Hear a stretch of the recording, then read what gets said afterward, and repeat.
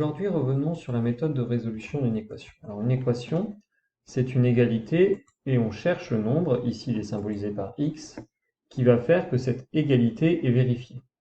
Alors, on peut tester, mais le mieux, c'est d'utiliser une méthode générale qu'on va revoir aujourd'hui.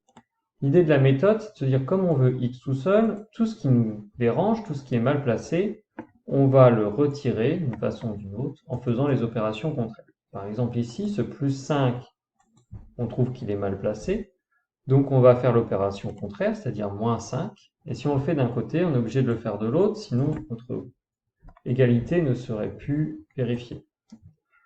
Alors, calculons tout ça. Donc 3x plus 5 moins 5, forcément, plus 5 moins 5, ça s'annule, ça fait 3x. De l'autre côté, 12 moins 5, ça fait 7. Deuxième étape, on veut du x tout seul, on en a 3 fois trop, 3x, donc on va diviser par 3. Et donc on trouve que x vaut 7 divisé par 3.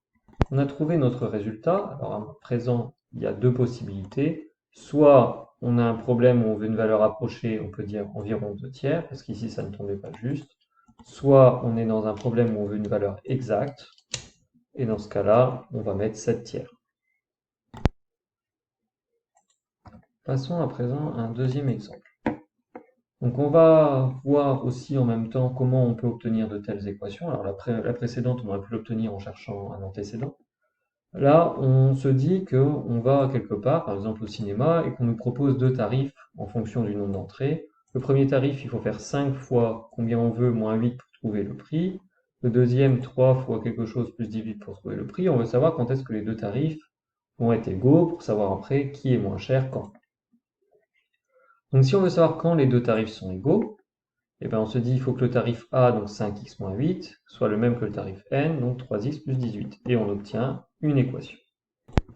Alors, raisonnons comme précédemment. De ce côté, on voit que ce 3x, on voudrait qu'il soit avec les autres x. Du coup, on va l'annuler en faisant moins 3x. On est obligé de le faire des deux côtés. Ensuite, on calcule chaque morceau. 5x moins 3x, ça fait 2x. Donc, de ce côté-là, on aura 2x moins 8. Moins 8, on n'y a pas touché. Et de l'autre côté, il nous restera donc que le plus 18. Deuxième étape, on se dit maintenant, c'est ce moins 8 qui nous dérange. On va faire le contraire. Le contraire de moins 8, c'est faire plus 8. Et on fait la même chose de l'autre côté. On obtient donc 2x égale 26 après calcul. Enfin, on a 2 fois trop de x. Nous, on voudrait un seul x. Donc, on va diviser les deux côtés par 2. Et on obtient donc que x vaut 13. On a trouvé notre résultat.